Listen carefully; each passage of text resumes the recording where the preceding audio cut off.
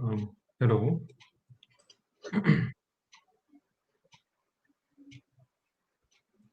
Hello. Yeah, yeah. Is it Yes, just fine? yes, sir. Jaswin here. Yeah, we are there. Okay, okay. Should we begin now, sir? Or should we wait for 5 more minutes? Generally, a good idea to wait for some time because Mhm, mhm. Okay.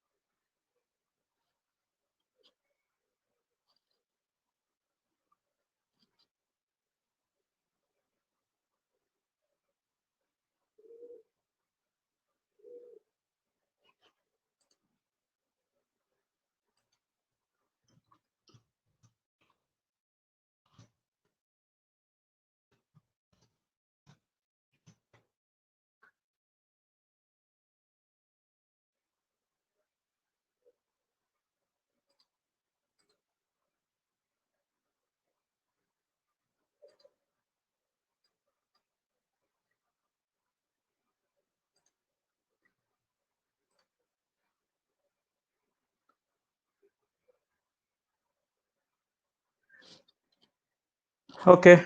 So, can you everyone see my screen? Right. Right is yes or no? Yes, sir. I can see your screen. Okay. So, Mhm, PyDelhi has been a long history of physical meetups, and we've been there for long, like almost 10 years now. More than that, I think. I don't recall the uh, mhm, date, exact date, but definitely we are a community where there is a lot of things happen, including meetups and physical meetups. People used to, mhm, and meet up at the events like these, and so generally, everyone, whomsoever joins, he asks this question. So this intro slide we made a long time back, and it gives a good understanding of what PyDelhi is all about, as a community and as a Python community. So it's a volunteer organization, technically inclined people with professional background, teachers, entrepreneurs, and anybody who wants to learn something new, having a common interest in Python programming language. They come together and start talking about a language, its implementations, its applications, and so on and so forth. No. So that's what it is. It's as a platform. So what do we usually do? We when in the physical world before the pre-pandemic era, we used to meet every fortnight. Fortnight was a really tiring every 15 days in the physical world, and more than 50 to 60 people used to turn up, and minimum was 25 people turning up. And we also had events like workshops in educational institutions, getting started with Python, generic anything open source is okay with us, and but mostly it would be focused around Python. So what are the great things or good things or the most highlighted things if you talk about the community as a community?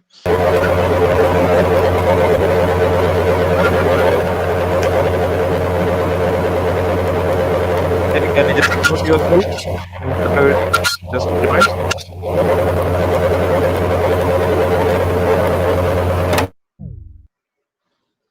Okay. So every fortnight meetups, organizing workshops, education institutions, and the highlights were The high point, I would say, was organizing PyCon India for twice, 2 years, and then having uh, local PyDelhi con kind of meetups. Even these are the big ones, 300, 400 people turn up. These was all are happening and possible because of the volunteer kind of nature. So our meetups basically are like a workshop, a talk in the physical networking world, and our coding sprints. This was been a standard template and the format which we have been following. Uh, how does this whole platform help? And yes, people do get hired and get hired, find collaborators for their projects. A lot of people get lots of mentoring around, lots of consulting, learn new stuff, find like-minded people. And yes, we do find good friends for life kind of scenarios. People generally, when we're in the physical world, we always used to have this dilemma, of meeting physically, and that requires used to be, meeting, organizing space, organizing structures, organizing internet, organizing like everything physical was a big headache. So this slide caters to that, and anyone can run this meetup. So these are the standards ways where people can get engaged with the community, mailing list and everyone. Telegram link, we have disabled it, but if anyone wants to join or interested in more interactions on Telegram, you can ping me, and on Telegram, I'll be able to.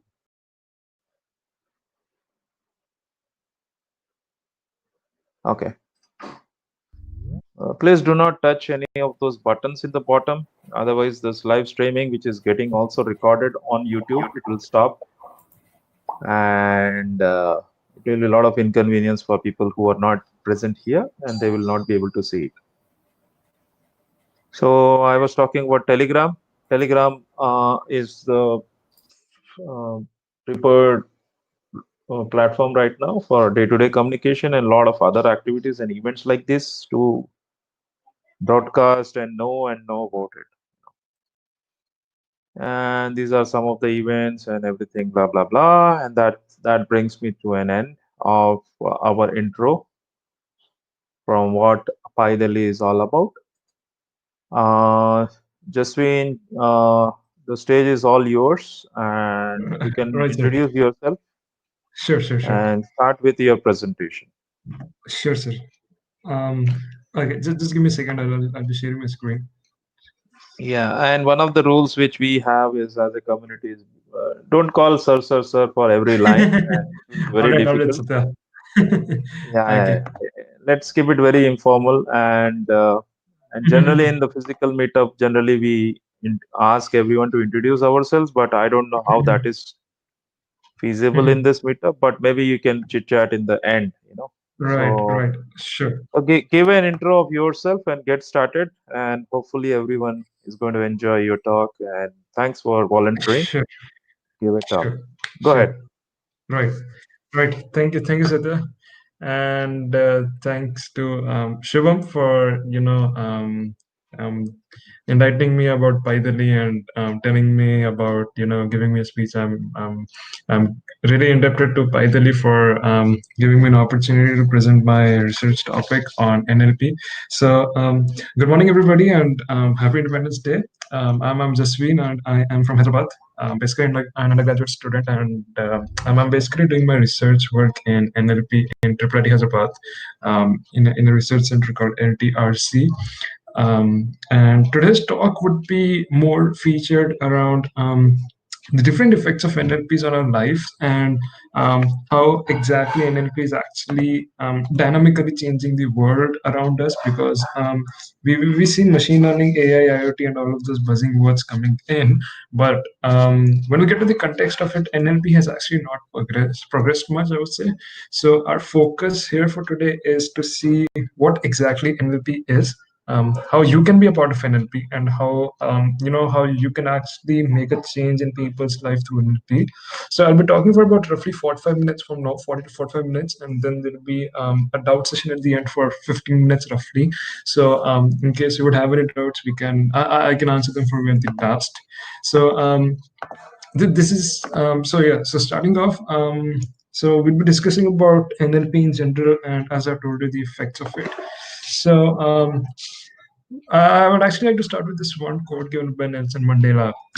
He says, "If you talk to a man in a language he understands, that goes to his head, and if you talk to him in his own language, that goes to his heart." So this pretty much defines the well-versed nature of NLP, and why NLP is actually important for, especially in the context of languages. I mean, NLP is all about playing around language and its semantics and its linguistics, but one of the most dire needs for NLP coming into the picture is because there's this one aspect where we can actually automate Indian languages, or I would not exactly say automate, but somewhere on the lines of integrating technologies with the Indian languages, especially the ones which are pretty old, whose dialects is probably unknown to us, probably because Hindi language in Delhi might be different from Hindi in Jammu Kashmir or Hindi in West Bengal. So the one language can have many dialects within itself. So it gets really important to see what those dialects are, how those dialects can affect our language translation community and technology, of course, and how exactly can we play around those technologies. Um, this is supposed to be an about me session, but I will not be actually talking about myself. I would just say that previously on NLP, I've talked in an open source conference in Japan in Hokkaido, and I was also a speaker in PyCon Africa 2020, which happened this month. This will be my first talk in some sort of Python conference of India. So I'm really excited to be part of it, and I hope you would have some good takeaways to take home from this talk. So starting off, most of my work is actually featured around Anusarka.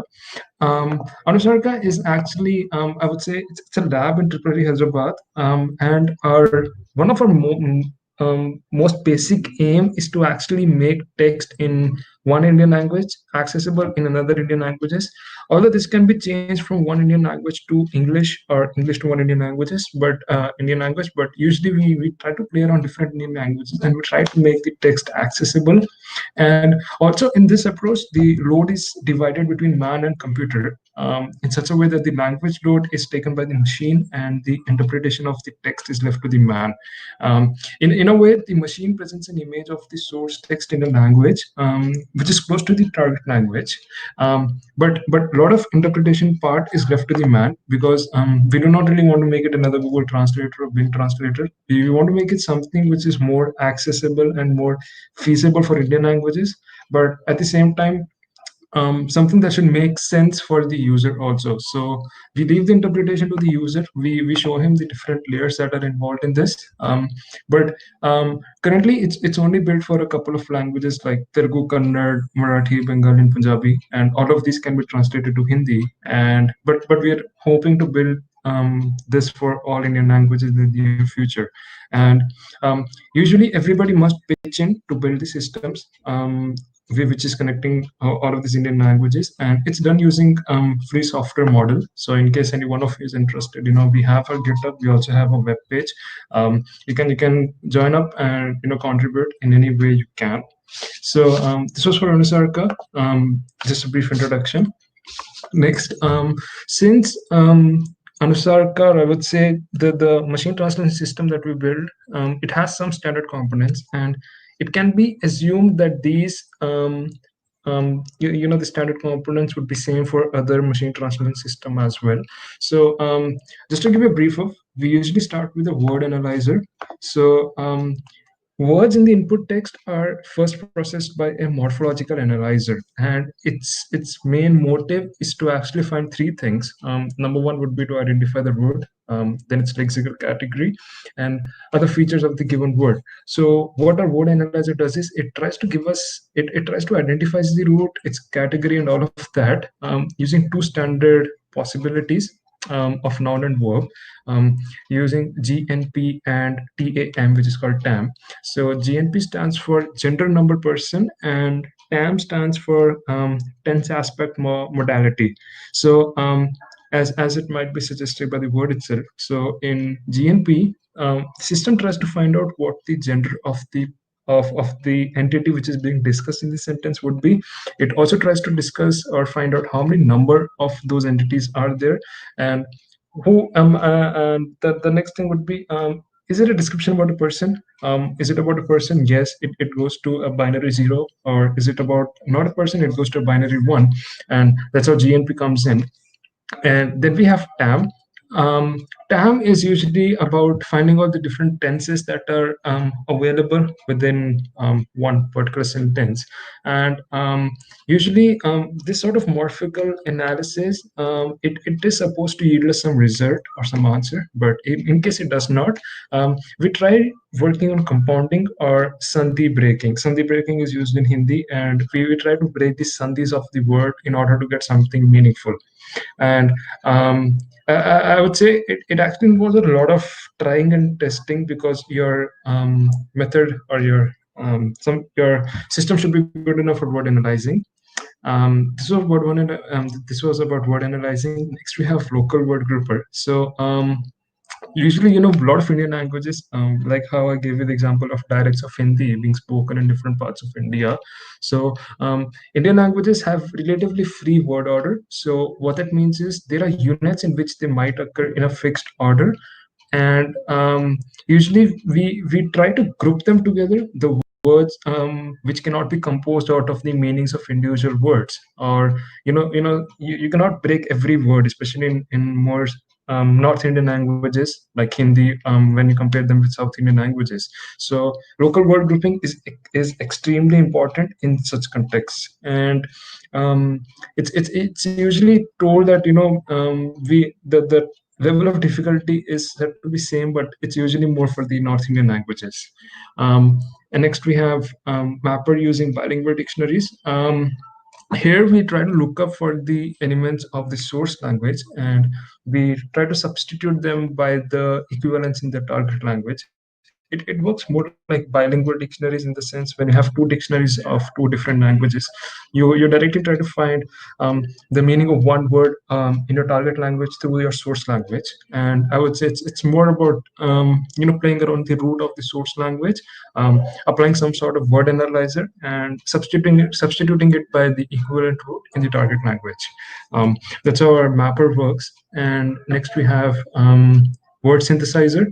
Um, Word synthesizer is exactly the reverse of word analyzer. So word synthesizer takes in a root, its lexical category, and its grammatical feature, and then it generates a word, which is exactly opposite to word analyzer.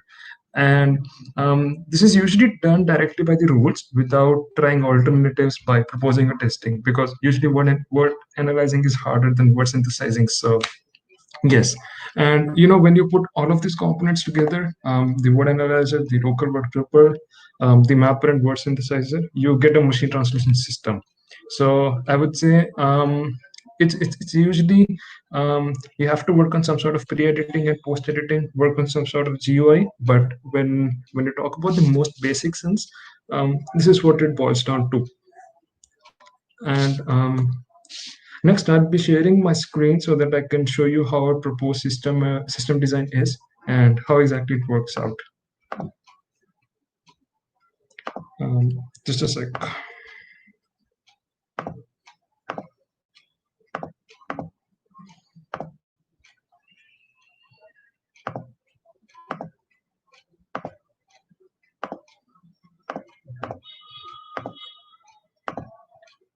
I'm unable to share my OneNote here, so I'll try opening it on my PC. So just give me a second. Sure, no issues. Take your time. Right, sir.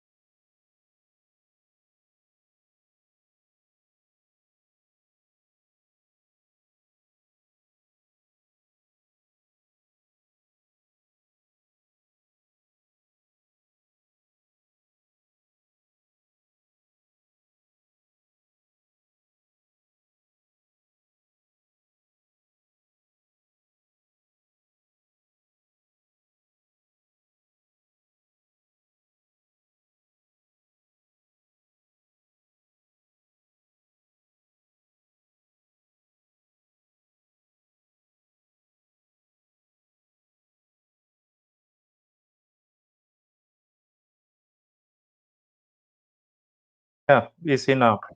Right, sir. So I hope it's visible now. Right. Yep. Right. So when we talk about a proposed system design, this is just a rough sketch of how exactly I would want it to be. So I'll just fill in the terms and try explaining it on the same lines. So we usually start with the source language. I mean that's how it makes sense. I mean you give in your feedback in one language. So we start with the source language. Um, so it being assumed here that your source language is in English and you would want your text to be in Hindi or some other Indian language for that matter. So usually Hindi or most of the North Indian languages deal with something called a Sandhi package because a lot of languages deal around the deal of Sandhi. So Sandhis are extremely important, and there's something called Vibhaktis, there's something called Shashasti. There are different terms involved. Sandhi packages make it extremely easier for us to work on for. And you need to make sure that this is interconvertible. What that means is you're So are these grammar for the language when you say Sandhi right, package? sir. Yes, yes. Okay. In a way, Okay. Sandhi and also the bilingual dictionaries that come in. Okay. Right. So we have our Sandhis. After that, our first step would be to look into the morphology of the language so that we know that what kind of context is being discussed here. But in morphology, we try to discuss three different aspects of paradigms, the lexical analysis, and the default choices. Usually, we would actually not want to interfere with the system. We would want to just work freely with the system, so we let the machine do the automation job for us. So these three combined together into the morphology makes our first step. After this, we start with terms that are discussed about the probably um, I would say the tense aspect, more modality that we have, the term label that comes here. After that, we have something called a case parsing data. You parse the data according to the case, and then the grouping aspect occurs here. And again, for grouping, there are different rules that have to be applied. I mean, you have to make sure. I mean, once there is a sentence that has been given in, you try to group the sentence using some rules, and you also try to make sure that they're being covered using different aspects which have been discussed here. Um, Next, we have something called a mapping block. This is one of the most integral part of our discussion here because this is the main part where our I would say the translation or the transliteration happens. So first of all, the bilingual dictionaries come in. After the bilingual dictionaries, since we're dealing with the North Indian languages for now, we have the vibhaktis coming in. So that means we need to have a vibhakti dictionary.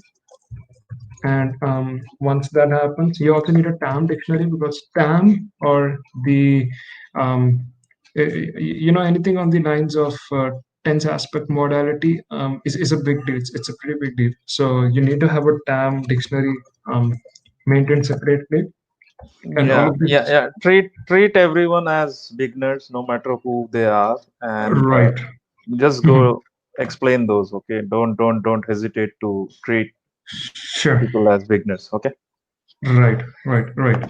So usually, when discussing about TAM, it comes in a morphological analysis, of course, and usually we need to check for a given word if it's found in our dictionary. We also need to check for its lexical categories, such as um, pronoun or postposition or noun or verb and other grammatical features. And it also tries to see whether a word can be broken into root or suffix. So this becomes extremely helpful then.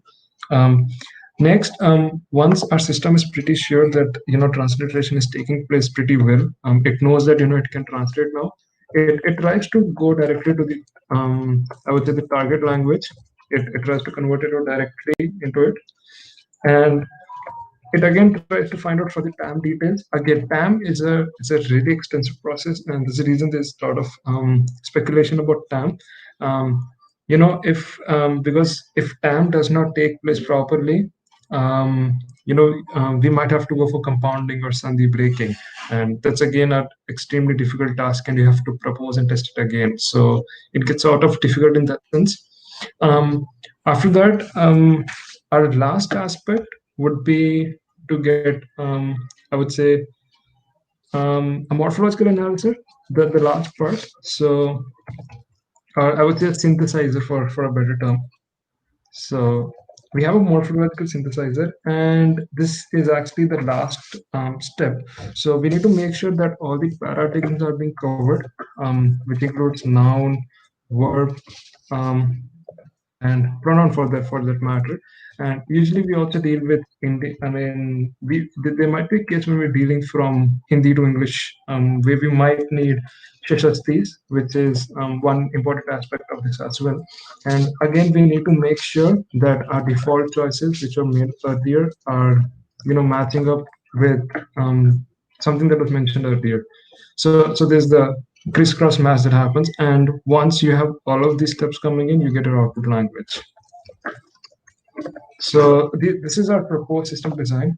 Um, this might not make, I mean, if you're not into system designing, in the beginning at least, this might not make much sense. But yes, so you start with the source language. You make sure that you have morphology, you have time, mapping blocks, and all of that here. And when this happens, that's pretty much the end of it. That's how your system works in. So I hope that gets it. And I'll be getting back to my PPT now. Um, right. So this is all about our system design. Um, Next, condensing NLP. So there might be some of you who would say that, all right, so the system design is cool, and anything on this line is all right, but in the end, what is NLP, or how exactly does NLP work? In case, since Satya asked me to get it for the beginners. So these are the 6 aspects typically involved. You usually start with something called text processing, pre-processing. So what happens is text is usually unstructured form, and there are various types of noise present, and usually it's not readily analyzable without any sort of pre-processing. So the entire process of cleaning and standardizing this text, and also trying to make it noise free, and ready for analysis, is called text pre-processing. So it consists of these 3 steps of noise removal, lexicon normalization, and object standardization. So noise removal, anything which is not prevalent to the text, or the end output, is a noise. So let's assume there are a lot of determiners, or there are something hashtags, or if you're scrapping Twitter's data, there's a lot of mentions there. You do not really want that. You just work on the noise removal. I'm not really going to the Python code here, although that's available on our GitHub. So I'm just trying to explain it through an overall brief up.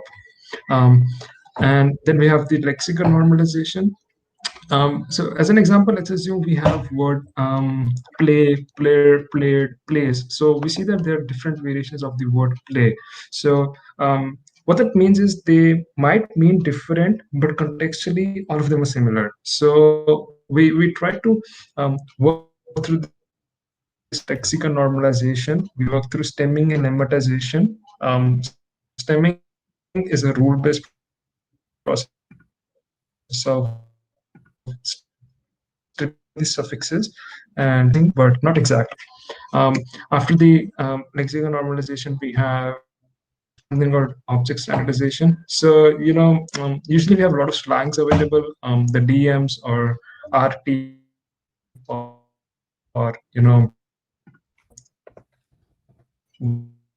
the like we have a lot of short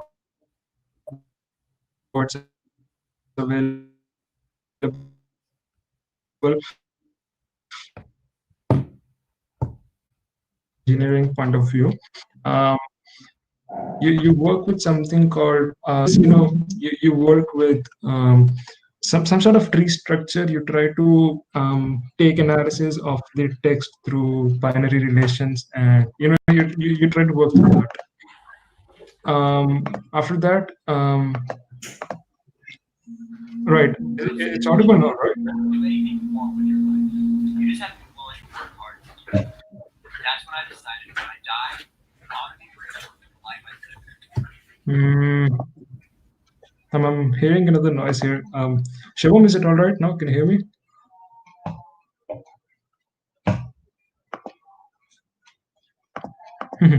Okay, cool. So yeah, so in as I was saying, in syntactical parsing, we have dependency trees and also part of speech tagging, which is POS. The one I defined in the notebook, pronouns, nouns, verbs, all of them constitute the POS tag. And then we have our entity parsing.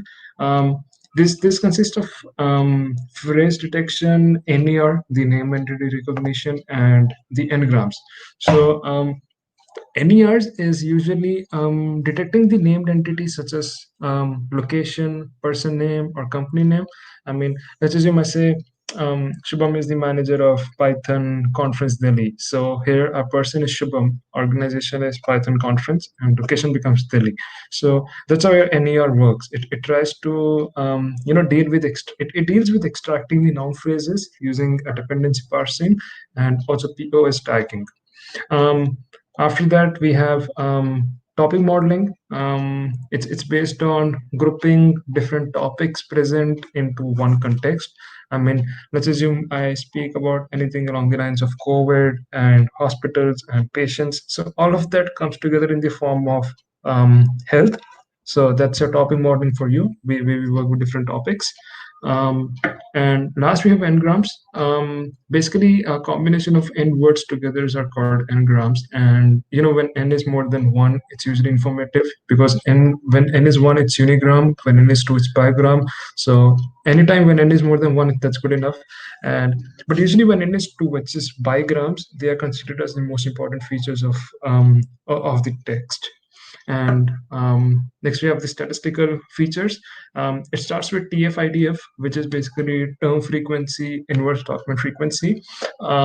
It's used for information retrieval problem. You assume that the term T in TF, it's defined as a document it's defined as a term of count, and there's a document T. And there's another formula for that, so you need to get into statistics and go through the Python scikit-learn package, and you basically need to convert this text into a vector. So that's how TF-IDF comes in. Then we have frequency density features. They're more of models and analysis feature. These might be trivial, but they show great impact in models. Different sorts of features like word count or sentence count, or all of that happens here. Then we have our word embeddings. That's where our text vectors come in. Basically, you represent words as vectors, and you make use of some deep learning modules such as convolution neural networks and recurrent neural networks, CNNs, RNNs, and you basically try to create word embeddings of a text. You try to take the text corpus as input and you produce the word vectors as output. It's again a very big process of actually training your model on a corpus and then printing a model. So um, probably that would require another time for me to explain it in a more brief manner. Um, Text matching, I would not be getting into this. I would say this is more of matching our text objects to find similarities. Um, you know, there's this 11 times distance, there's phonetic matching, and there's flexible stream matching. So these are the different sorts of I would say techniques available in order to find out our similarities. There's this heavy matching word, so it should make sense for you in case you would want to find anything on the lines of automatic spelling correction or genome analysis or data duplication. So usually to condense NLP, these are the six terms that are involved. Um, Next, these are some of the most important libraries for NLP in Python, since this is a conference. So I would say scikit-learn, it's heavily used in machine learning, but it is being also used in NLP. So in case you want to play around, you know, machine learning and NLP, that would make sense for you. NLTK, Natural Language Toolkit. This is one of the most important and fundamental library for NLP, and anybody who wants to begin with NLP is supposed to begin with NLTK. It has everything that you need for NLP, right from a morphological analysis to your dictionaries, anything of that sort. And pattern is basically more into web mining. So if you're a front-end developer and might want to play around NLP, this might be a great tool for you, because it goes around NLP and machine learning along with web mining. So these libraries might make sense. And yes, that's it. So I'm actually done with my session in about half an hour. So I'm open for doubts. And in case you would like to collaborate, here's my email ID, and we can work out something.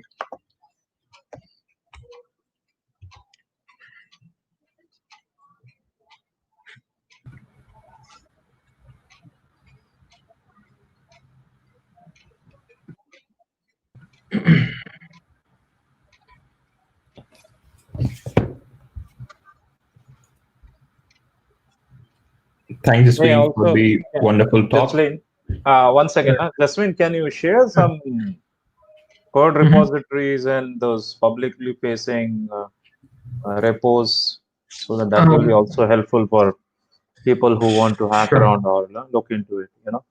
sure. Just a sec. Yes. Yeah.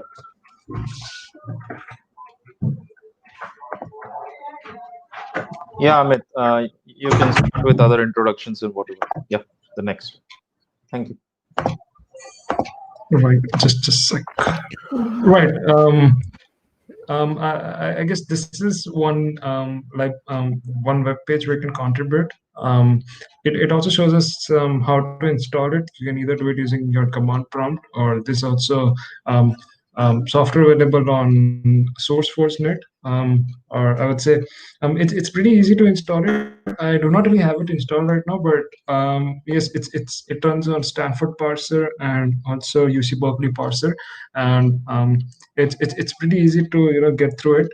In case you would want to contribute, you can directly contact us on this website. You'll have some email IDs to share around. And yes, we have also dealt with Clips. In case you're not aware, Clips is a programming language, and it's heavily used along with C and Python for us. But most of our work moves around Clips, Python, and C++, along with some Java.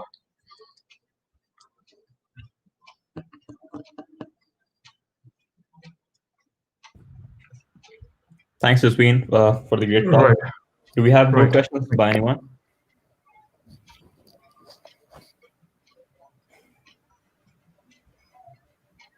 Okay, so we'll move to the next talk by Vasudev Mani. He's talking about cracking text classification SOTAs. So please welcome Vasudev. Um, Hi, so I hope I'm audible to everyone. Yes, you are. Okay, so I shall begin with my talk. So, uh, to share my screen.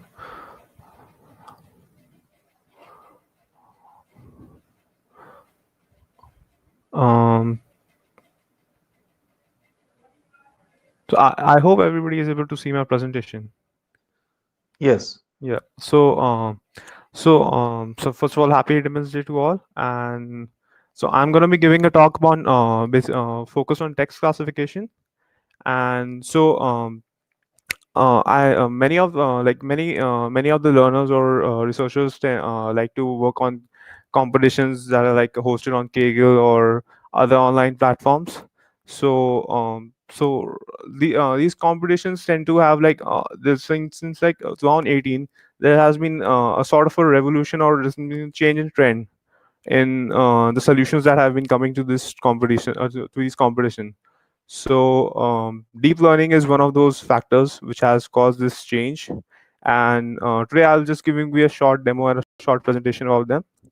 So yeah, so so I will be covering with all these topics. So just working with the text, transfer learning, and I'll have a short demo on Collab.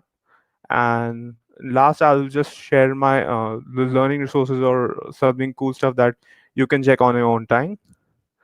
So working with text in NLP. So the main point over here is that in the previous presentation, we also talk about like the slide where there was condensing NLP. So I want this talk to be more focused towards the beginners and starting learners. So the main crisps of working with NLP, particularly in computer science, is just to represent your text in some sort of a vector or a list of numbers. That's it. And throughout the research in NLP, this thing has evolved. So we are representing our numbers more in a more smart way. For example, we are now have like statistical features like TF-IDF. So those were just focused on the frequency of the term which was occurring. Now we have something like LSTMs or RNNs that focus on prior information. And now even in like 2017 we had something known as transformers, which used to focus on the context. So by context I mean so there, for example, there are two sentences there were rich deposits in the bank. So the bank could refer to two contexts. Like one could be the real bank, or one could be the financial institute bank, right, where you make your actual money deposits. So, that's what like we have just the entire research in NLP has just been to represent your raw text, but into a more smarter way. So, the new big thing in like NLP, starting from 2018 or so, was that transfer learning came into the picture. So, transfer learning is something like in computer vision, transfer learning was as it was very predominant since 2015 itself. So you have your own so you don't have to start your model training your model from scratch itself. You can use pre-trained weights. You can use the knowledge which was priorly attained, and you can use it for your own use case, and you may fine tune for it for your own problems. So in this talk, I'm gonna be like focusing on BERT, which is like a language model which was like proposed by Google in 2018. And the thing over here is that BERT is like uh, so if you like by SOTs I meant like state of the art models. And uh, so in like NLP we have some for like certain tasks such as text classification or question answering or name entity recognition. We have certain benchmark data sets where we want to check our performances, like where we want to compare our performances to other systems or existing systems. So BERT is one of those models which are like crack those benchmarks, and it still has a very good position in those benchmarks as of now. So yeah, I'm going to be starting with a collaborative session. It's going to be a very small demo, and so I'll just start with sharing my screen.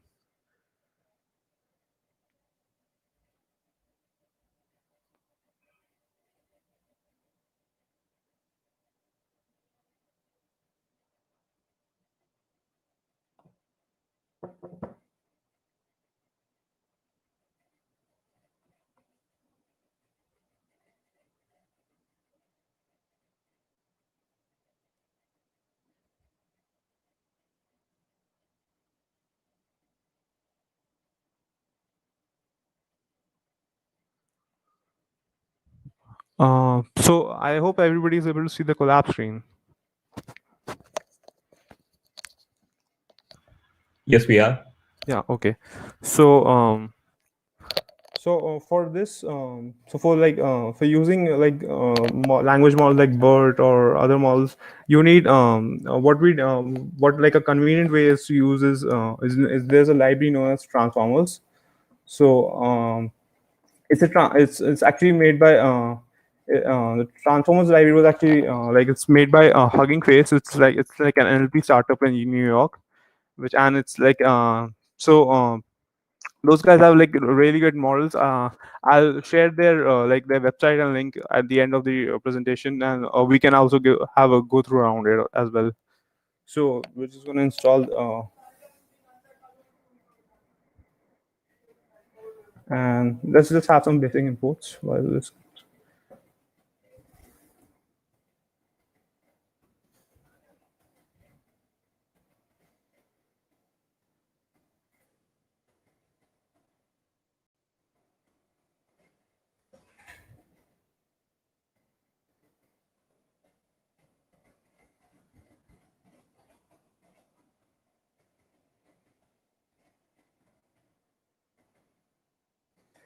So I guess I just need more transformers.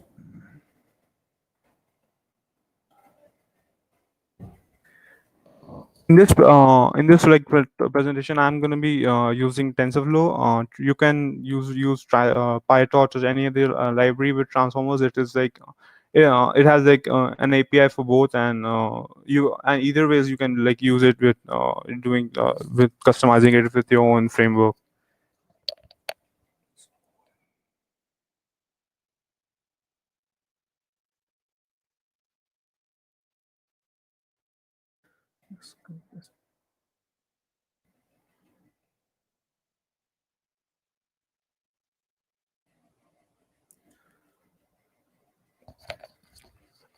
So one thing that I've like noticed in like when you're working with in competitions is like you want to try out your approach, or you want to try out your models as much as possible. So one way to get around is to have good compute power. So in like Collab we have an option of a GPU and a TPU. So you can there are like two hardware accelerators, GPU and TPU, and for this session we are going to be using TPUs. So I'll just enable them in a bit.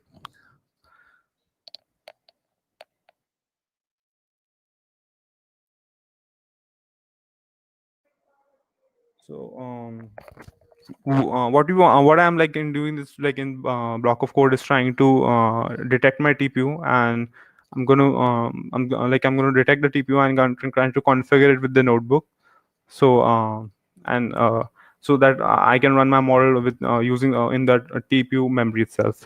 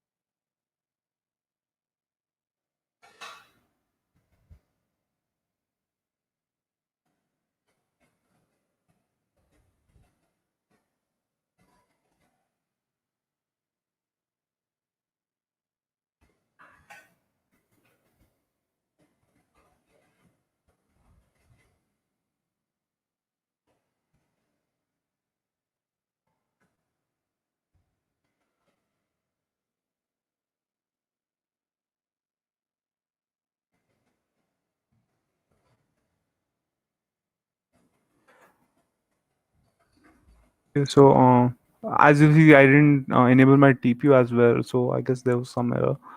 I'll so when we will just start working with our model, we'll have that TPU time enabled. So till then, you should actually try to preserve your TPU time as much as possible. Vasudev, there's some request for increasing the font size. Can you please increase the font size? Yeah, I'll just try. Thank you.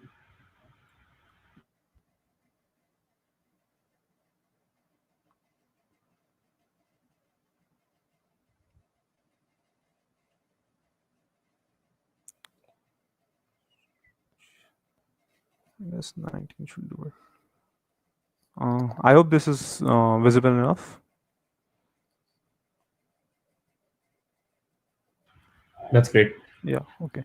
So now like we have like somewhat like configured our TPU, and now let's just proceed with our like now getting into building a model. So one thing is that we need data. So I'll just have some prepared some data itself from like my uh, I'll just upload itself, and so till then we can proceed with other like boilerplate and boilerplate code and configuring our model itself. So this is the so what I'm doing here is like we have like in TensorFlow we have something known as like an automated strategy for like an auto tune strategy which works with like when you're like training on a you're training up your model on a certain batch.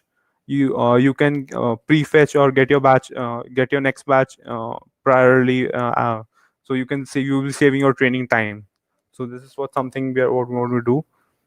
um,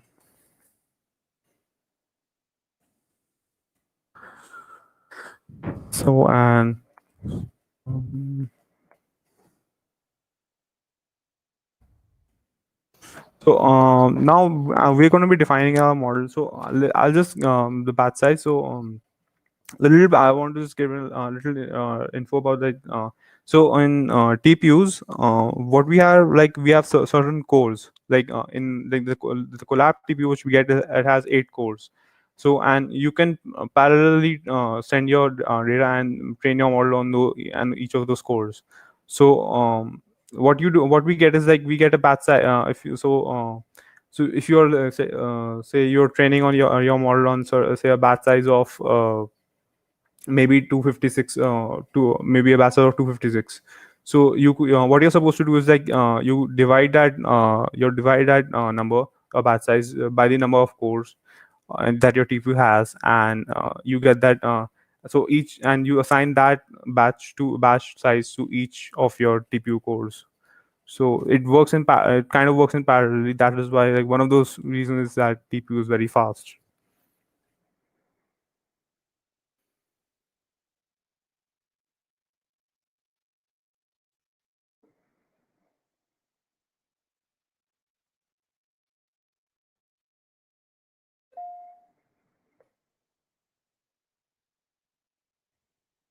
So the next thing I would like to discuss is like you like when we have like we have some suppose we have some raw text, suppose I love PyDelhi, or I love giving like listening to talks in PyDelhi.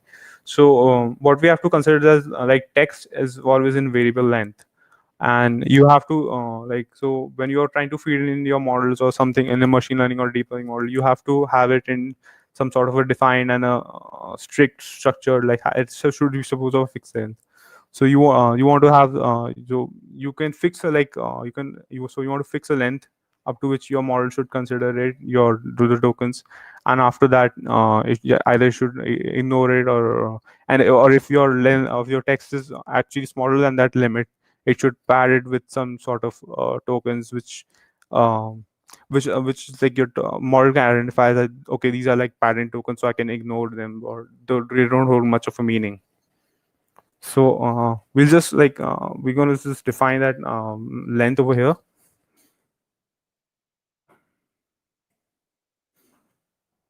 And now I guess now we can really start with our process.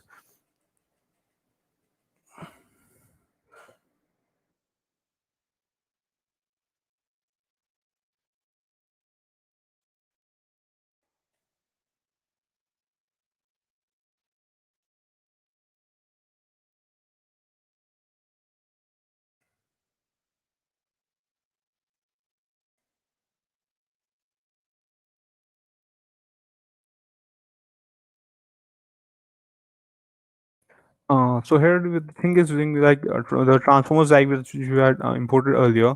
It has various. It has like various. So it has support for various models. Like BERT is one model. Robota might be another. XLM is one another. Like so, these are like other flavors or other models which have been built or by other researchers itself. So what you want to do is like you want to have your code flexible to like just to cater to all of, or you want to try so other all models. So one like an auto model or auto tokenizer API is one such way to do it.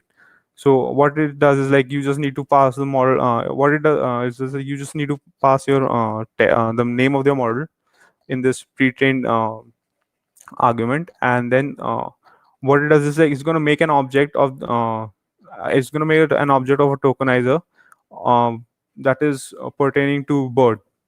And if I pass another flavor like bird based uncased, so you will get an another like a tokenizer, which is um, like customized to the model, the uncased model. So auto tokenize is like one way to keep your code clean.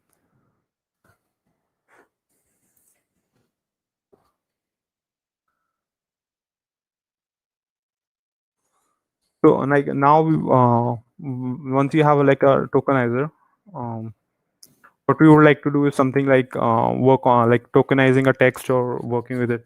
So one way is gonna be like, let's have some sample tests.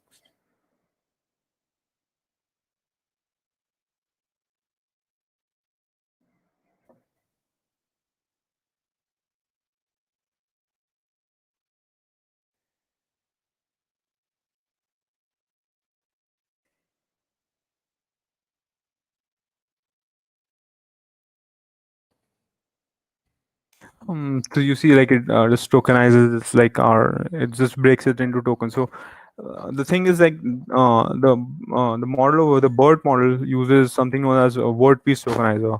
So like all these terms like good morning to all is it's very common.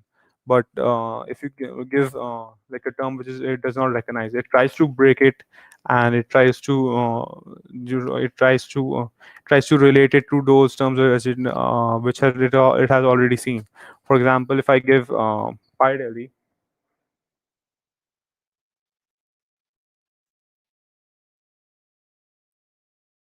so what we'll try to do is it's like it would try to break PyDelhi into certain other tokens. So obviously must have seen P somewhere before, and so the model has not seen Delhi itself before. So that's one of the so that is how it's trying to break it into other models and trying to other tokens, and other it's trying to relate it to its existing terms with the special like the hash is like a special it's like a special symbol that is attached to to uh, to deal with such like unknown tokens. So now like we what we want to do is like to work with do this thing with all of our like texts in our training size.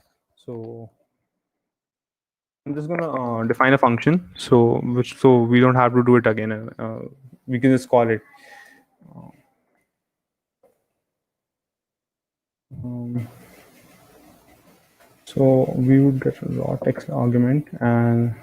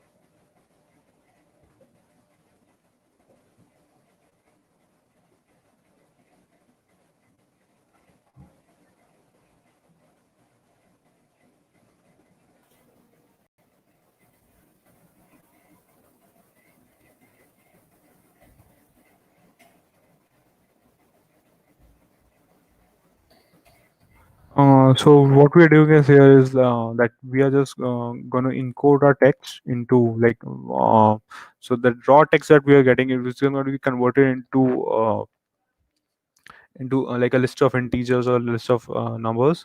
And what we're doing, so we are just passing a raw text over here, and what happens is that when we encode our text, we kind of get three more other lists, as with along with the encoding or the input vectors that we get from the tokenizer itself.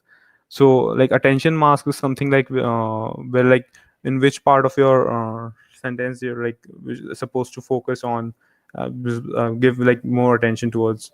So we don't need it as like right now, because like we're just doing a simple classification task. And so, and other thing is like I said before, like we just want to pad it to the max length if our text falls short of the length we're considering. And you can also as well truncate your text.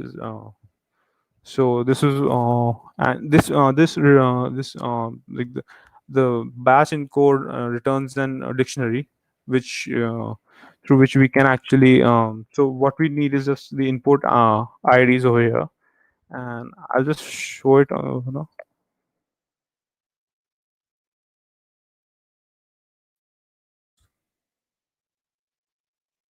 Hope I have like.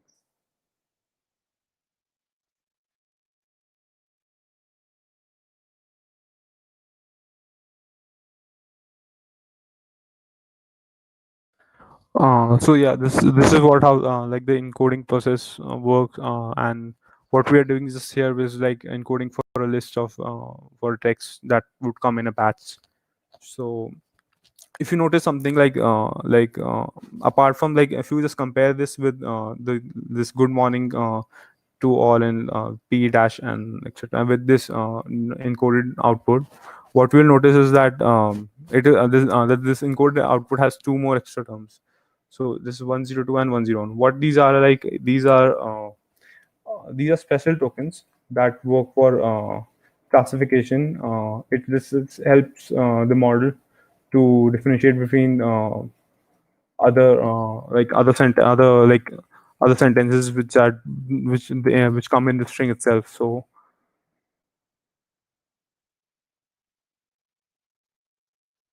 like CLS token is like for a classification token, and a separation token is just like it's like a delimiter, like it's just like it's like a full stop. That's it. So okay, now let's proceed ahead.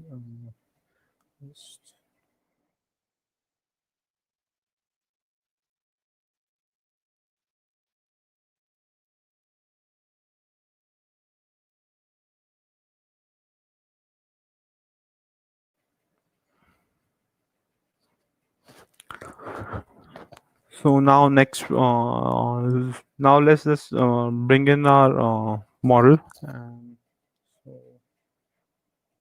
so if you like remember, like we had defined a variable strategy over here. So strategy is some nothing but it's just getting our TPU hardware accelerator, not specifically like we could have a TPU, or we might not have a TPU. We might get a GPU or with a simple CPU. So you just have to so with this with that strategy, you can like have your code tuned for. Tuned for the given hardware accelerator you have, and your model would be trained on that given accelerator itself. So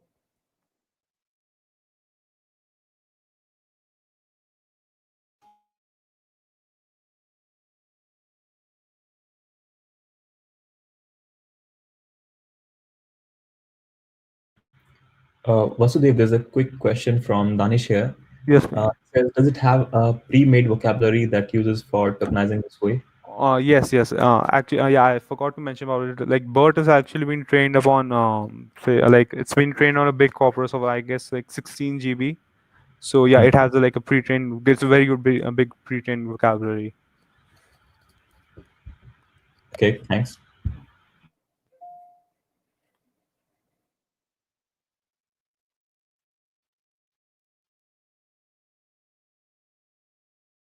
So this is like the auto model is like just similar to the auto tokenizer which we had done earlier, and now we are gonna fetch the weights itself.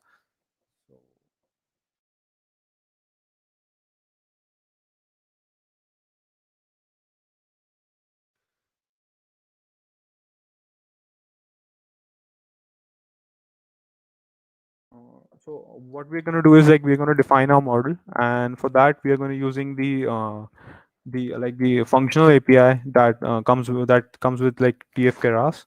So for that, it's gonna be like a very small, like it's gonna be a very simple model itself.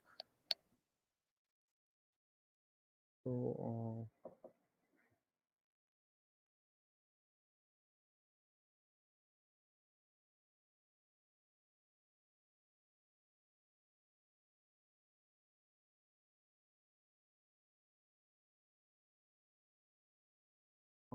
so this is like our input layer that which we would be feeding the model, and maxn is like what we defined earlier.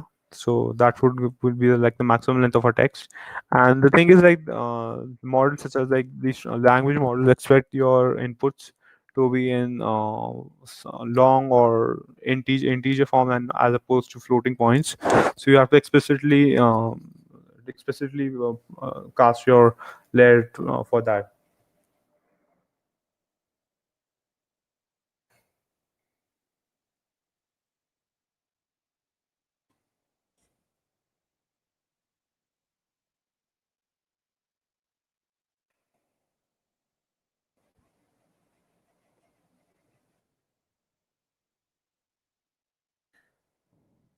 So when we are going to pass our input to the model, like BERT model, so what we're going to get is two outputs. So one is going to be the pooled output, and one is going to be the unpooled output. So pooled output is going to be so what we need in for this presentation is going to be working with the pooled output. But so the only like the key difference is just like it is like the unpooled output is it is like it has vectors or encodings for each of the tokens that have been passed, whereas like the unpooled is like for the pooled is more focused towards the sequences that we are dealing. So in this like we want to deal with sequences as opposed to working on a like a token level.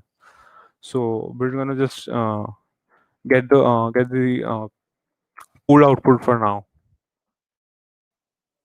And let's just define a dense there for our classifier. So be like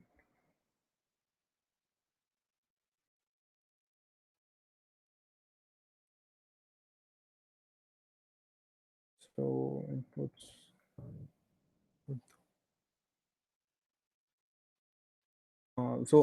Actually the data that we have is it is like a binary classification. It's like a tweet sentiment analysis. So um, it's going to be like a binary classification. So like we're going to have sigmoid as our activation function, and now we're just going to pass our BERT output into this tensor classifier layer, and let's just define a model.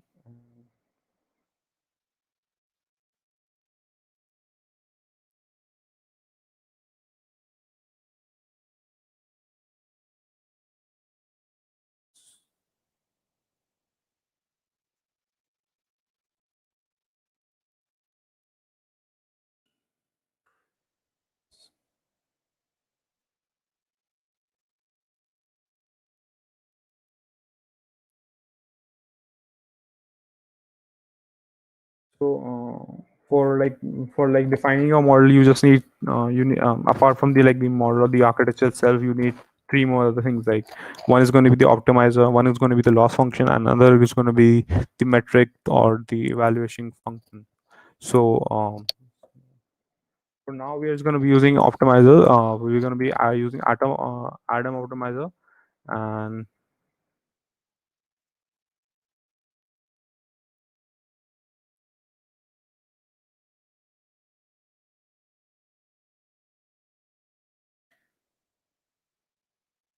so like you have to pass very like a low learning rate for training BERT with one of the things is like it is like it's already heavily pre-trained, and the so you don't want to overfit or overshoot your convergence point.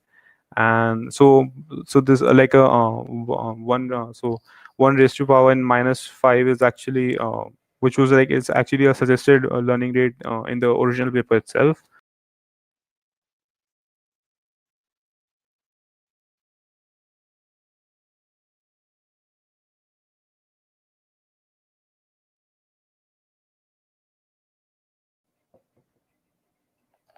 So I guess done with the we are done with the modeling part, and let's just import our data and train our model itself. So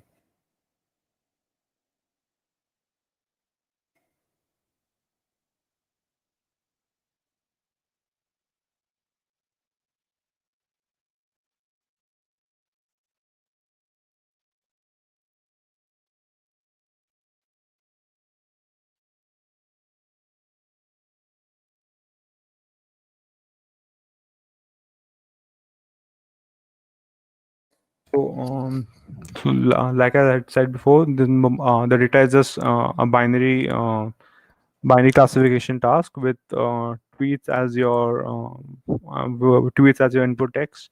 So one thing is like in with the deep learning, we don't want to what we want to is we don't want to ignore like the extra information that we have. We actually want that extra information.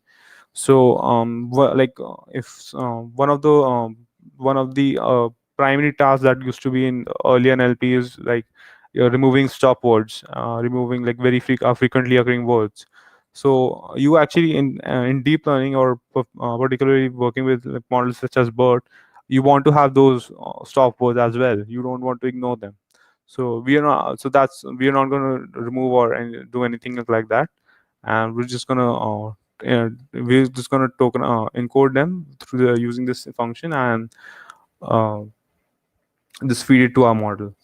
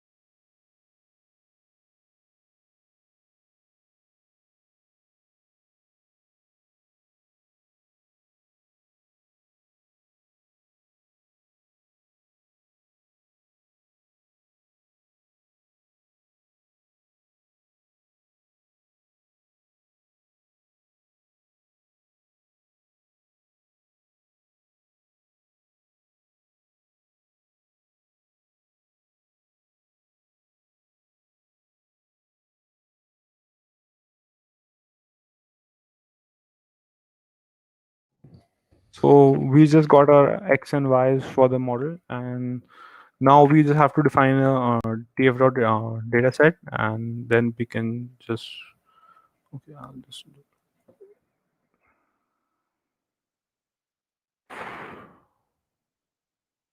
I'll just run this once before it's just I haven't run that blog itself. So let's just proceed ahead, and we'll just run this once in like a one go itself. So mm now what we want to do is like we want to feed this input to our model. So for that, one of the APIs that you can use is TensorFlow datasets. So it's gonna be like a very small chunk of code that just gets job done. So let's just define it.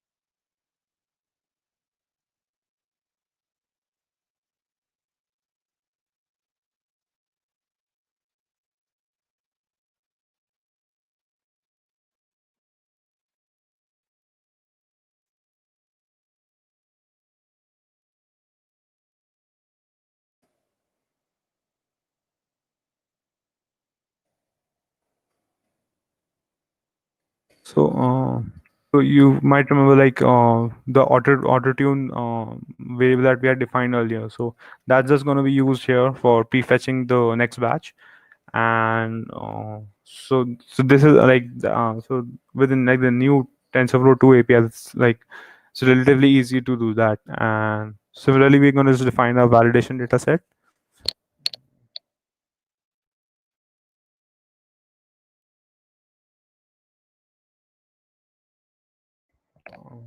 So you don't actually need this repeat value for like a repeat, for you don't need to make your data set repeat if your if you like exhaust your batch size. You can just for particularly for validation you are just uh, you can for the simple reason because you are just evaluating on your validation set, you're not training. So and you don't also need to shuffle it because so shuffling just is going to help it with your like not to overfit your model or it's just to randomly distribute your sequences. And so I guess this should be enough. And so okay, so I'll just now change it to TPU runtime. And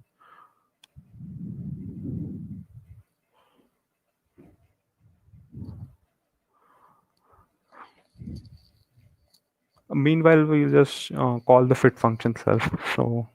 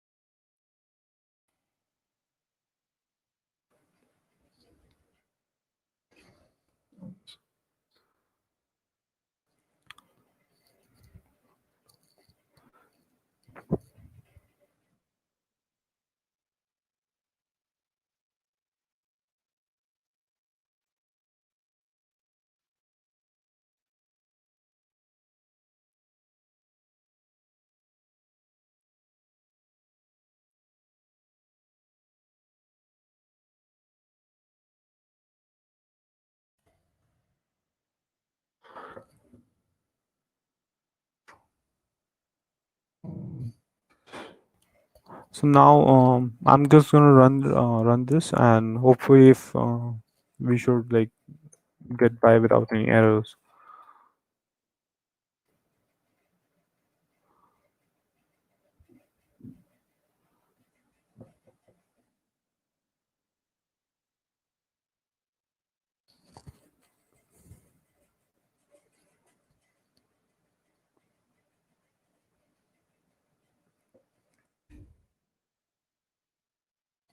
So it's saying that so second.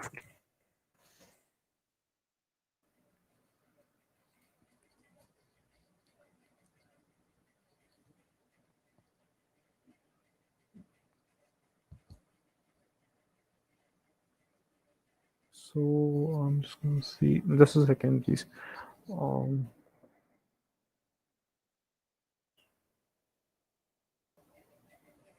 okay, so this argument I guess is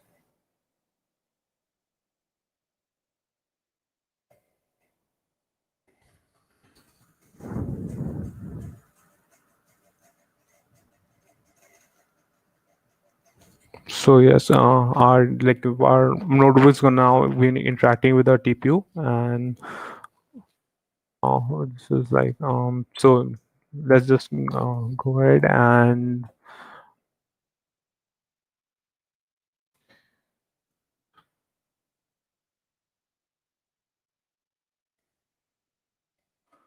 the interesting thing is like the weights that we are getting is almost like half GB. So you can like get an idea like how densely trained is the model itself. So, and these are like the bird train, not the dense layer. That it's going. This is going to, all of this is going to be fine. The bird train is going to be fine too, but the dense layer is going to be trained according to our data set itself. So,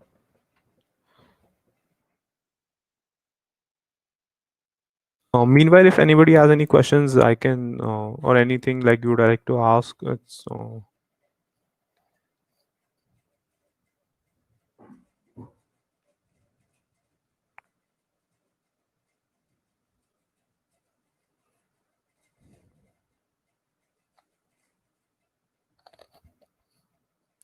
okay. So.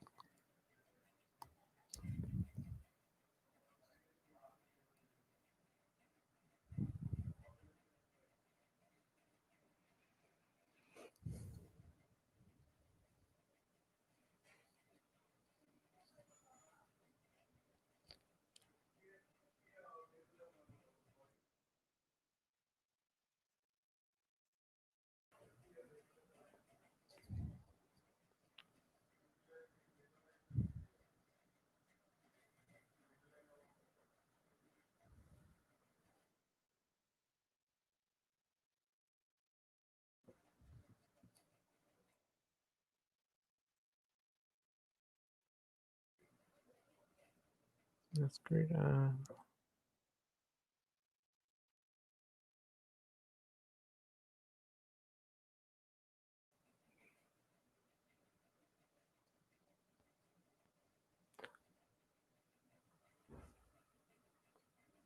So if like if anybody is like unfamiliar with the like the Keras API, so this is like the steps for epoch is something is like which you define like the number of steps that your model is gonna so that it's something to use to define that the number of times that your model is going to see a given sample. So if so by the by if you like if you just multiply this number by 2, in an epoch your model is going to be training on a given sample x twice. So right now we just wanted to be training we're going to seeing that particular sample only once.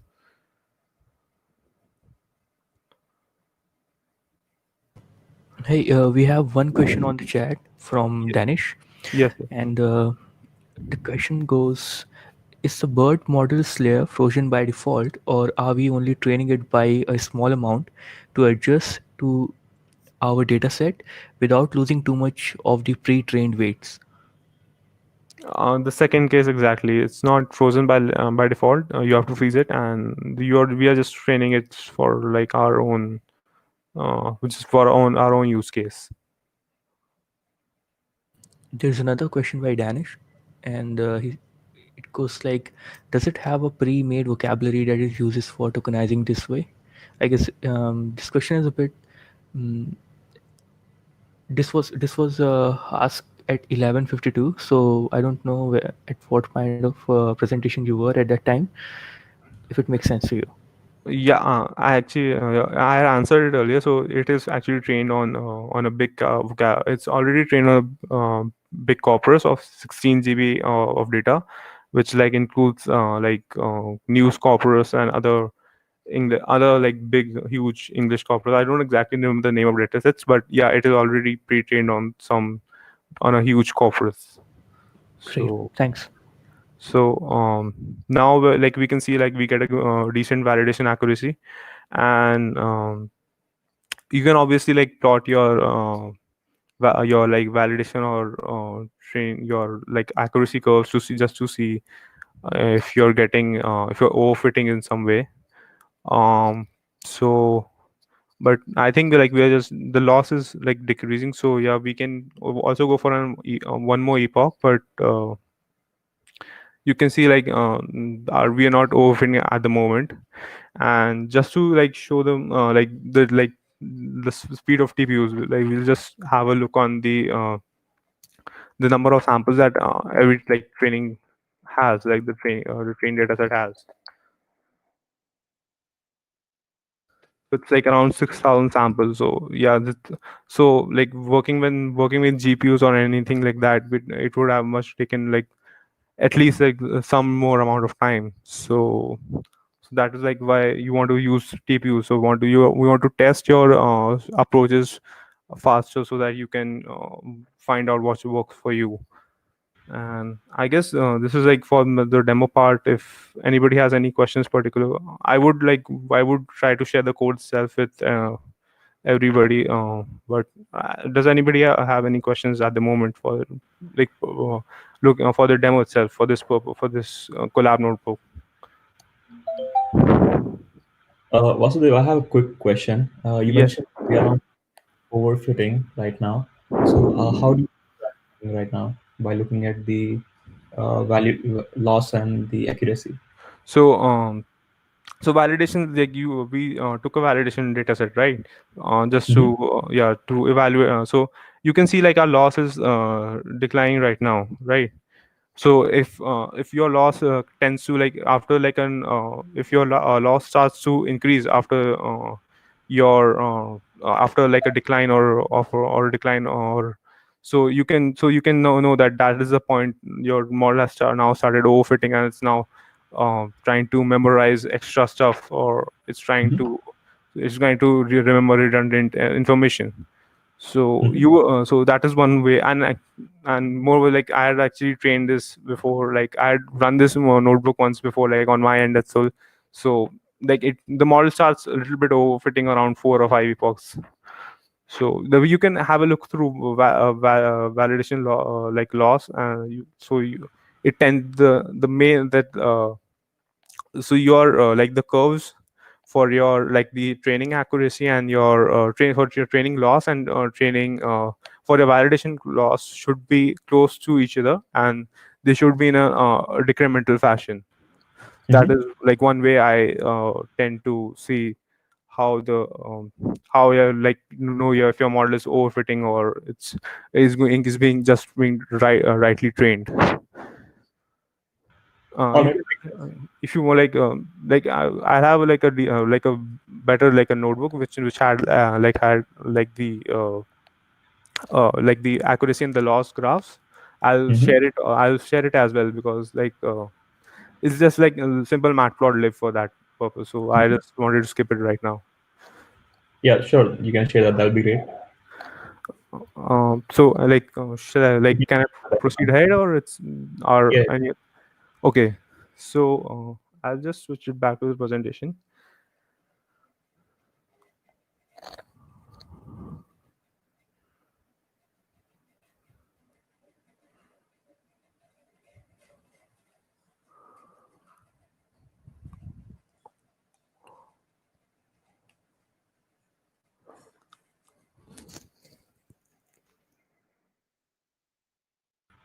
And we have another question by Lanesh, that what is the second output of the BERT model? That is the token output used for evaluation prediction, next token in the sequence or something. Okay, so yeah, so I'm guessing that he's referring to this line, and the second, the first output refers to the token outputs, and the second one is a pooled output which refers to the sequence to the output of the sequence, and it's not towards not and it's not like this is if you try to print out the shapes of this layer, you'll try to see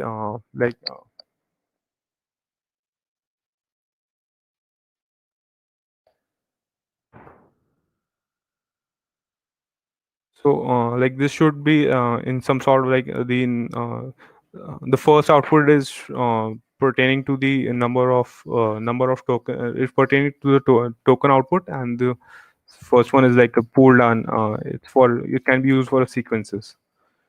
So I guess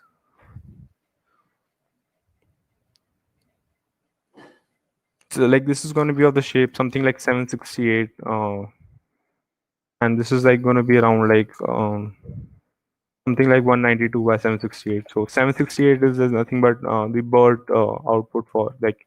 So this none is nothing but like the batch size, which like the model does not know. And so yeah, this is 768, and this is going to be so this 192 is like because it like we are considering 192 tokens. So and each token is represented by this 768 by the 768 vector. So yeah, I guess that should answer the question. So now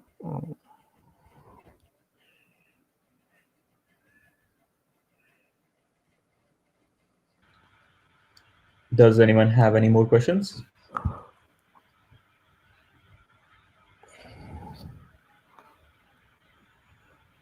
If you have, then please speak up. Otherwise, we move forward. So Tanish writes again, 192 was maxlen, while 762 was batch size, correct? yeah, And that's output. yes, that's exactly yeah, that's spot on. So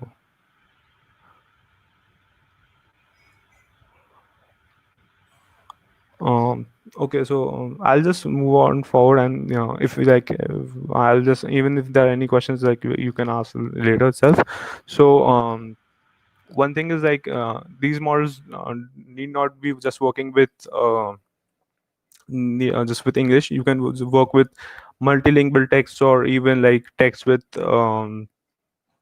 like text like with like Hindi text, or like any other language text. So these like and one of the like, so this is one thing that these models are like they are pre-trained on one or corpus of other languages. And another thing is like models such as like XLM. These kind of models are like they don't need actually, so they don't need to be trained on language on which they are inferring on. So by that I mean is like you can train yourself on English text, but you can make predictions or inferences on text that does not have to belong to English. It can be belonging to like Russian or any other language. So that is one of the very, very cool things like these like transform or like these language models offer. And similarly, like there you can also train it to on your own corpus. And so like these like there are like numerous models, and like these are like some famous ones which have been trained on scientific text or biomedical text. So you like your model tends to now understand specific terms like biomedical terms or physiological terms. And if you guys remember, like we had like an like the model broke that PyDelhi token into four other or like three other tokens, right? It is because it was out of its vocabulary. It had never seen PyDelhi before. But if like suppose we then if we train our model, or if we train our language model on the text which has like a on which PyDelhi is it's like represented. So it shouldn't be a problem, and it should recognize PyDelhi, and it won't be breaking it and into like unknown tokens. And it like it would be the PyDelhi would the term PyDelhi would be a known entity for it. So another like these models are actually even you can also do like simple other tasks as well other than text classification. I just chose text classification because it's like very predominant in like ML competitions. And so like name entity recognition or natural language inferences are very common for NLP benchmarks. So like, and even these models perform very well on those tasks as well. And so like and even like one of the reasons is because these like the NER or NLAIs are just like are like extended versions of text classification as only. And even text similarity is also has in the like in the paper they have they have tend to like approach text similarity to classification method as well. So like if you get text classification, you kind of get all three of these use cases. And other like there are other more like variants. And so if anybody follows like NLP, you must have like heard about GP3, which has like it's because it was like in a lot of hype and like since like last month. So and so if you like just Google GP3, you will find like what kind of generative NLP people are doing these days. And even like these models have been finding their use cases in like protein synthesis and like genomic sequencing works. And there's actually a paper like bi- uh, Bertology meets biology, where it uses BERT to work with protein sequences. So you like so and this is like a very good going to be like this is like a very trend in particularly in competitions and other use cases where like everybody wants to is everybody is at least trying to work with these models just because with the reason like their performance is so good. So that's it from me, and a very special thanks to PyDelhi community and the organizers. And so you can so you can actually reach out to me on my email if you want, and uh, for any queries or any if you want to collaborate. But apart from that, yeah, it's been a very great session from my side, and thank you for everyone for tuning in. Thanks, Vasudev, for the great session, and thanks for taking time on the Independence Day. It's been great. And if anyone has any questions, please either raise your hand or speak up. Otherwise, we'll move forward. I'll give you like maybe 30 seconds if anyone have any.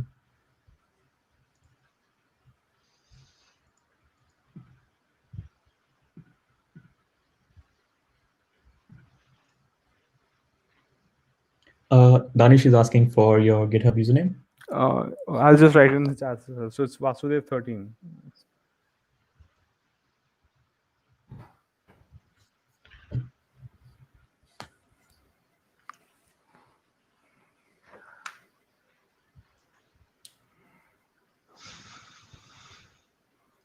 Okay, we do not have any more questions right now, so we will move to the next part of the meetup.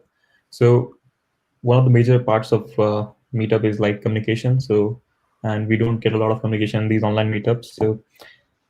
So we'll try to have some communication here now. So one thing is like you can also, if anyone here wants to speak on something like a lightning talk, like a 5-minute talk on something, like it could be like anything, like maybe if you want to show a library you just found yesterday, and anything, it could be like a simple application you found yesterday, anything. So if anybody wants to talk about something right now, or if you want to, if you're hiring, if you want to pitch for your company that you want someone like a Python developer or anything, a Ruby developer, or if you want to pitch for getting hired, like you're looking for a job or anything, then feel free to do it now. Now is the right time. Yeah, Otherwise, if intros. someone does want to give their pitch for, if they want to get hired or if they're hiring someone, what we do usually is we will note down your details and we will send it over on our mailing list where everyone can read it and apply. Mm-hmm.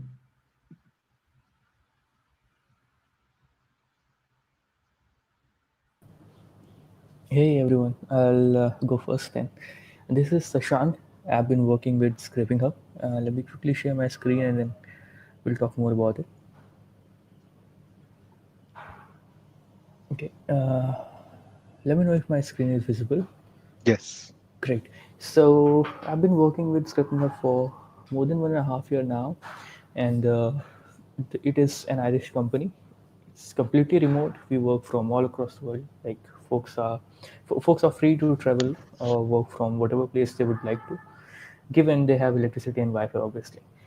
So we are looking for a lot of positions right now. So feel free to visit scrapinghub.com/shops. I'll share the link on the chat.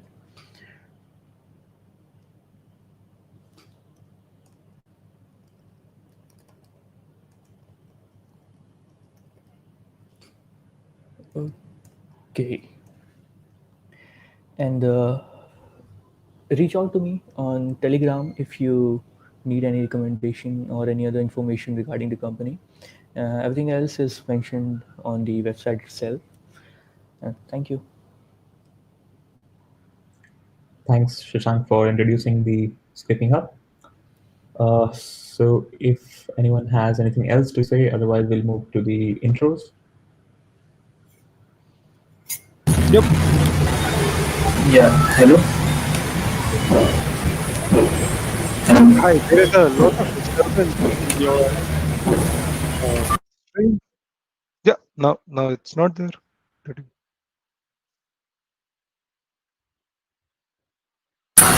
Is the noise still coming on? Yeah, it is quite high.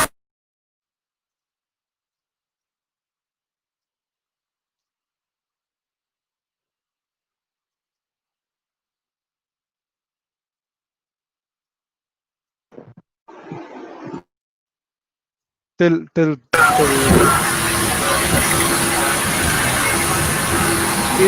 still pretty nice. Yeah. Yeah, till programmatic gets his mic fixed. Maybe we can have a round of introductions or something like that. Or if someone wants to take up a lightning talk, like Iketek mentioned, we usually like lightning talks are 5-minute quick sessions or anything and everything that you feel interesting about and you feel you can talk about, and some project that you want to share, some library you build, some thing that you're doing right now which you want to share with the meetup group or the right now for the meetup attendees. You can feel free to take it up. Um, Otherwise, we can usually start with the introduction. I think since it's a small meetup, maybe we can have a good conversation going on how's life right now at wherever you are. If not everyone is from Delhi, uh, maybe we can kick something off and have a good discussion. Maybe wrap it up by 1 p.m. Yeah, makes sense. Yep. So to kick things off, I can start off with something. In normal circumstances, I would have pitched PyCon India that is going on. So PyCon India is our premier conference. So think about it as meetups happen regionally, right? So PyDelhi has its own meetups, Pi Hyderabad, Pi BLR.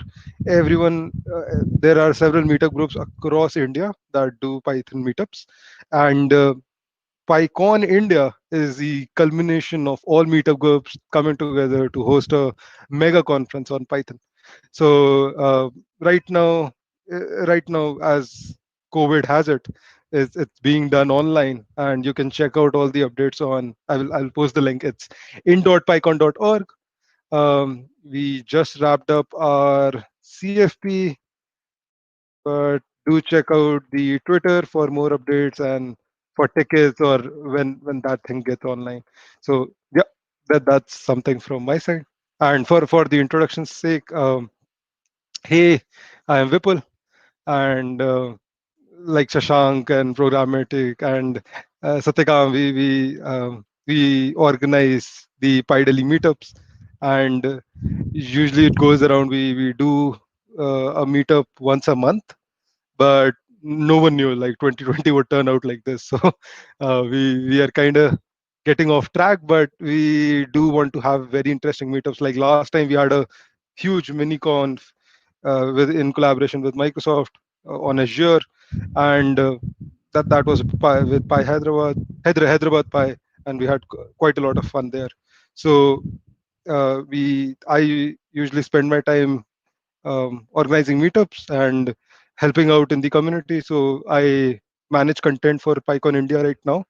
Other than that, in my normal day job, I just graduated from college and I work at a company called Balina. It's a IoT fleet management company that helps reducing friction for IoT fleet owners. And we are also hiring. I would have pitched my company as well, but I think some JDs are yet to be updated. Like we are working through it, and when it's done, I will post it on the Telegram group. So if you are interested in IoT plus everything else, we do have a bit of Python stack there. not a lot, but yeah, you can surely apply, and we would love to see you there as well. And I run a small SaaS, I would say, that is Mixter, and to keep it short, we write documentation for startups and open source organizations, and we help fix it. We usually do a lot of open source work, and yeah, that's me. Thank you. Maybe I can pass the mic to Ekitek or Shashank. Thanks, Vipul, for the fantastic introduction and introducing us to everything in the Python community. So we will go back to actually Vasudev and Jasween. Actually, I missed the first quarter of Jasween's talk. I'm not sure, so if they introduce themselves. Uh, if you guys can also Vasudev and Jasween, that would be great. Right. Do you want me to introduce myself again? Oh, you already did it. Then go for it. You can skip it because I missed the first quarter of your talk, so I was not aware. Vasudev, if you want, then can you go for it? Yeah. So I'm like an undergrad, and I'm like in my final year. So and yeah, so I'm been working with particularly with NLP, or like somewhat like with research. And I was like prior, like a month or before, I was like interning in like AI healthcare startup, and we were actually building products for like working with like we were trying to like democratizing AI for health professionals, so that they don't have to work like they don't have to work with ML, and like they don't have to get into details, and they can just like work easily with and not fall for all the jargon. And so yeah, I'm like so that's it from me. And yeah, I would like I'm still like an undergrad, and like I would be graduating this year. So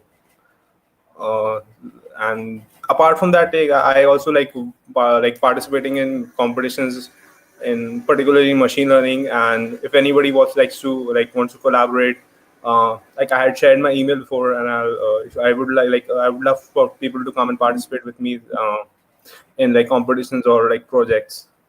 So yeah, that's it from my side. Thanks, Vasudev, for introduction and invitation for collaboration. I hope you find more people in upcoming meetups. So we have some more people here, like Satya and Shanki. So I think Satya, if you could introduce yourself, that would be great. If you're around. Yeah, I was not around, but yes, I can speak for myself now. Can you hear me now? Yep, we can. Okay. So my whole drive for the meetups and anything is like I say, technology is easy, people are not. It's like a very difficult thing for people to assimilate in the first instance. Yeah. So for me, I've been a techie guy. I've been hacking around for 25 years. I've been making a very successful career. Enjoyed the whole process, the journey. So right now, my focus has always been on how do we build those bridges? How do we build future leaders in open source? How do we build new project contributors? So that's always been my focus. So there is nothing like day job for me, because my passion is my work and my work is my passion. So there's no differences between what I do and what I wanted to do in my life.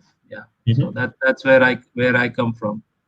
So anyone need any help in any direction related to their careers, mentorship, jobs, opportunities, any doubts, so they can always ping me, and I'm always there for it. Okay. Thanks, Satya. So Satya has been a pillar for PyDelhi and a lot of Python communities in India. So thanks, Satya, for coming up again. So I am Amit basically, and PyDelhi has been my first love, I would say.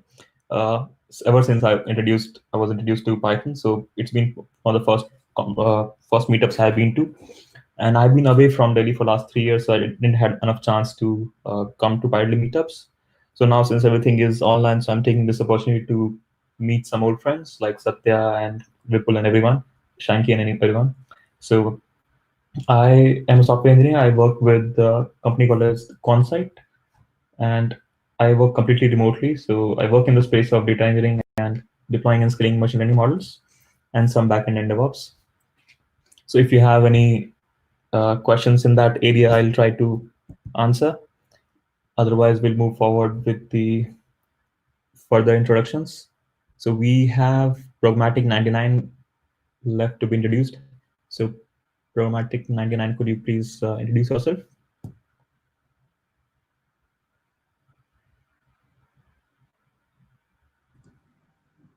Yeah, I always had a tough time, remembering his real name. His real name is Shubham. So Shubham, are you there? I think he has his problems with his lot of noise making laptop and voice. So Shanky, can you introduce yourself? Sure, thanks, Satya. And like Amit, I was introduced to PyDelhi way like very early in my college life, and it was great because I got to meet a lot of amazing talents just in the community, and I try to be as active as possible because the more I'm here attending meetups, the more I learn. So thanks PyDelhi for that. And since 2018, I've been working with this company, Scraping Up. It's entirely remote, and the best thing about the company is that it supports open source projects a lot. So there are people inside the company who are contributing to various open source projects, um, which spreads across different domains like operating systems, that is Debian, or Python tools related to machine learning, or this famous one, Scrapy. If you have heard about this, it was created by the founders of the company like 10 or 11 years ago, and we have been building ecosystem of open source projects, and our company works to give services and create other projects for businesses who would like to make sense of their own data, and would like to make sense of other public data on the web. So yeah, I guess pretty much it. And I'm available on Twitter. I'll share the link on the chat. And feel free to ask me any questions about Scraping Hub or Scrapy, or if you are new to.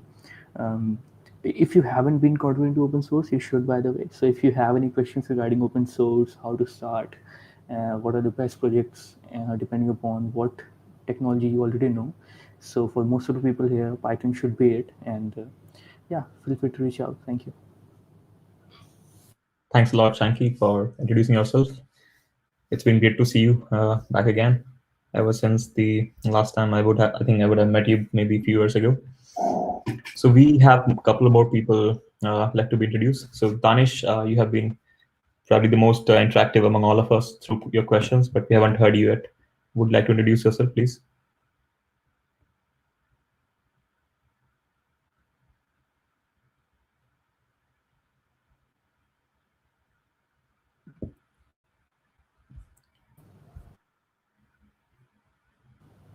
I guess Danish Is the noise fine or is it too loud?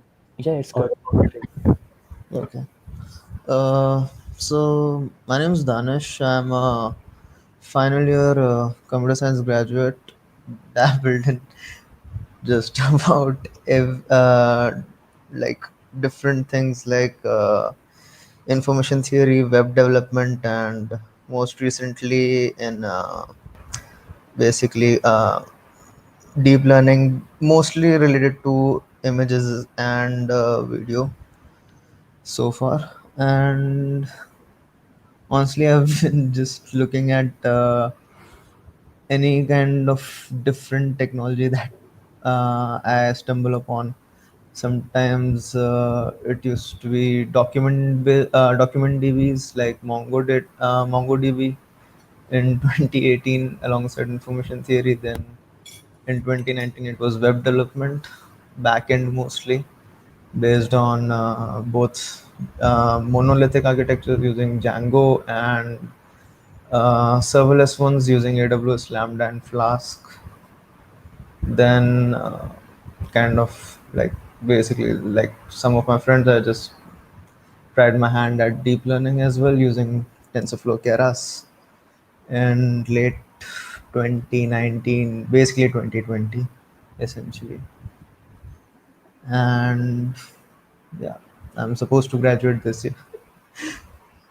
That's basically it. I've been mostly working on uh, random things that I think should be automated. Like at one point, I made a random script for uh, applying for jobs on LinkedIn, and then I noticed I didn't have a resume to apply for it, which is stupid. But yeah, I I just think made, yeah, that's yeah. quite. I just create random scripts for fun, basically. That's basically all. Thank you. Thanks, Yeah, Danish. You can. something to add with Danish's intro is, yeah, we're probably not sure if we are going to graduate at all, as far as 2020 is concerned. No clue. Seriously, no clue if it'll happen in 2020 or if it'll happen Yeah, after 2020. I think it's anyone's game right now. Yeah, just call me if you graduate. I will check it out as well. You might have to wait a really long time for that, given the situation. But I Yep. guess you guys have the open book exams these days, don't you? Oh, that depends on actually college to college how they Okay. are proceeding with the exams.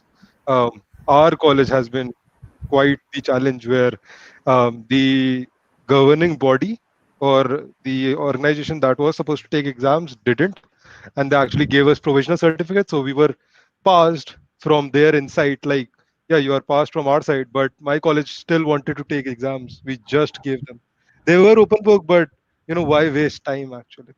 So yeah, colleges are making it quite tough for people to graduate easily. Yeah, And seems. and And there is like no reason why about that. It's just wasting time at this point. Shivam, are you there now? Yeah, I'm there. Would you like to? Can you try logging in from your mobile phone otherwise? You are very unclear. yeah, mobile phone might be better. I'm quite jealous of those students who are able to give the open book test these days. I wish I had the opportunity in my days because I would not have failed so many times. But that's life. Not much you can do about it. Yep. So is everyone done with the introductions now, or anyone left? Uh, Yeah, e- Except Shivam. Shubham basically is left.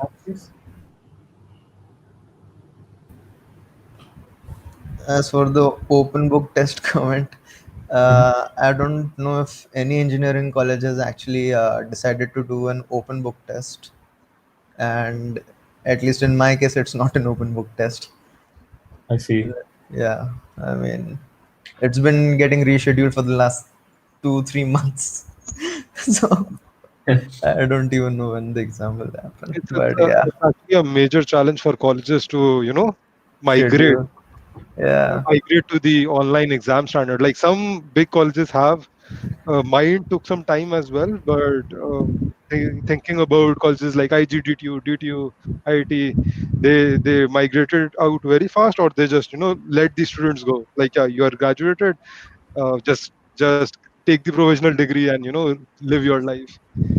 Some are not like that, sadly. In my case, it's less about like I think how to do, because they had like about 2 months back decided to do it on Google Classroom, but I don't know why they took 2 more months to schedule things up. But yeah, Right. I don't know. Like, I just want this to just happen. Like, I would like to ask questions to the folks who are in their final year and are still applying for jobs. So specifically, I guess Danish is. but people is already like working. So the folks who are like still applying, do you feel a change like because of COVID, people are not asking, the companies are not asking for your final year certificates, they just want you to work right away? Or how does it change before, like before pre-COVID, or the situations which were before 2020?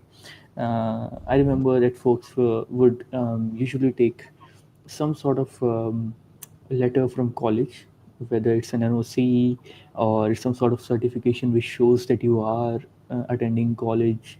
But right now the situation has changed, right? So a lot of companies who want people to work for them, but already know that the 4 year college students might not be getting their degree this year. So what has changed?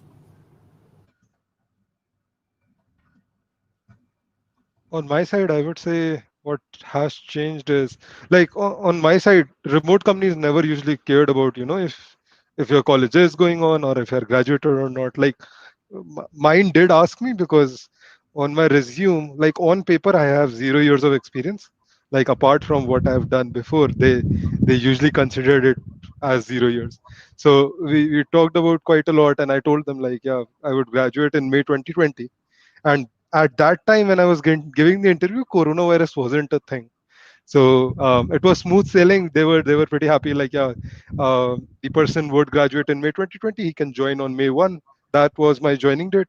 And after then, still, my as in my company usually didn't care about my education status, like what I'm going through right now. But for some of my friends, they usually have taken letters from the college, or the college has provided them some letters, like, yeah, the student has passed or something, or this is the provisional degree, and they can now start working. So one of my friends is actually placed in VMware right now. I think two of them are.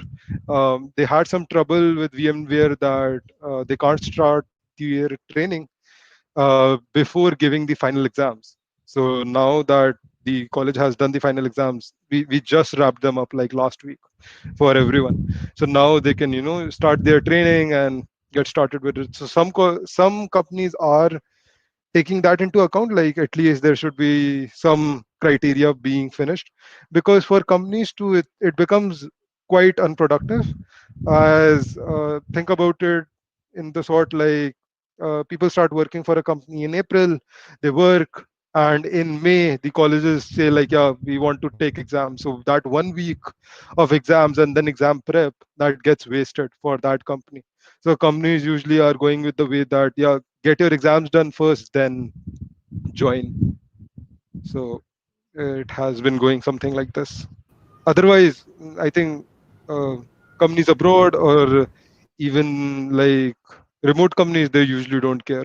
I think that does Scraping Hub, looked at educational criteria It or something. was not a criteria. I don't think it was. They just wanted me to commit to the work. So just like any Yeah, other job, right? So in yeah, India, mostly people would go for the certificates to confirm that you are out of college, just to confirm that you can give time and you can contribute to the work in the office or whatever company yeah. you are joining. I guess that's a problem because in most of the Indian colleges require you to be present, and if the company know that you are not in college, that means you can commit to company, and you won't have any problems later on when there is some work, and you don't have to attend college anymore.